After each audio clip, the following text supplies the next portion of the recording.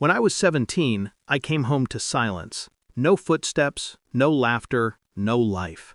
Just an empty house and a note on the counter. You'll figure it out. 8 words. Cold, efficient. Like a final instruction from people who were supposed to love me. I remember standing there, my backpack still on, the late sun bleeding through the blinds. The clock ticked. The refrigerator hummed. I thought it was a prank at first. Maybe they were testing me, teaching me some twisted lesson about independence. But as the hours passed, the truth crawled in like frost under a door. They were gone. 2 states away, I'd learn later. New address, new life, new start. Without me. I survived the first week on vending machine snacks and anger. The second on pity and stubborn pride. By the third, I stopped waiting for them to come back. I dropped out of school, picked up night shifts, and slept in a storage room behind a gas station. I remember counting change under the flickering light, whispering those words, "You'll figure it out," like a curse, like a vow. And I did. I figured it all out. It took 12 years. I built something from nothing, a business, a reputation, a life that looked impossible from that empty house.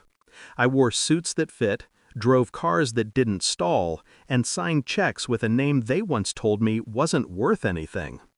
Then, last spring, my phone buzzed. The name on the screen stopped me cold. Mom. She started with small talk, as if we'd spoken yesterday.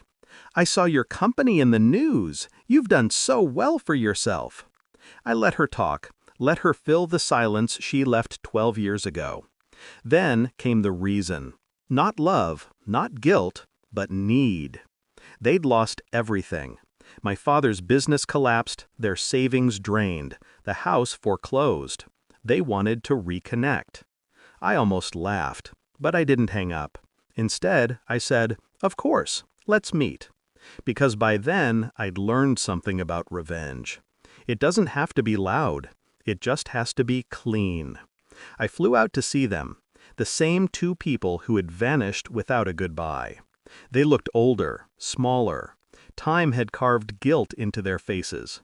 Though I could tell they still didn't regret leaving me. They regretted losing money. We met at a diner off the highway. The kind of place that smells like burnt coffee and broken dreams. My mother's hands trembled as she stirred her tea. My father talked about forgiveness like it was a transaction. I let them talk. Every word was an opportunity, a thread in the web I was weaving. When the check came, my father reached for his empty wallet. I smiled. "Don't worry, I've got it." He sighed in relief. The irony didn't miss me. A week later, I called them again. I told them I was building a new branch of my company nearby, a second chance, maybe even a job for him, a house for her. They believed me. Desperation makes people gullible. I offered to help them manage their remaining assets. Legal paperwork, investment advice, all very official. They signed everything without reading. They always trusted people with money more than people with hearts. What they didn't realize was that the assets they had left, the tiny house, the pension fund, the insurance, were now in my name. Legally transferred, irrevocable. When the realization hit, I wanted to see their faces. So I arranged one final meeting. I met them at that same diner, same booth. My father's eyes were hollow. My mother clutched her purse like it held her last breath. He said my name like it hurt. "You tricked us." "No," I said quietly. "I learned from you." My mother started crying, asking why I'd do this. I leaned forward, calm, steady. "Because 12 years ago, you left me with nothing but a note. I figured it out. And now, so will you." I slid an envelope across the table. The deed transfer, the account statements, all of it. Proof of what they'd lost. Proof of what I'd gained. "You always wanted me to be independent," I said. "Now I want the same for you." Then I stood up and left. That was 8 months ago. Sometimes I wonder if they found another diner to sit in, trying to make sense of how it all went wrong. But mostly, I don't think about them at all. People say revenge doesn't heal anything. They're wrong.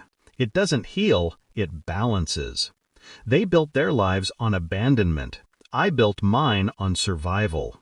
And when the scales finally evened, I felt something I hadn't felt in years: peace. Now, when I pass that old phrase around in my head, it sounds different. Not a curse, not a scar, just a truth. They were right. I figured it out.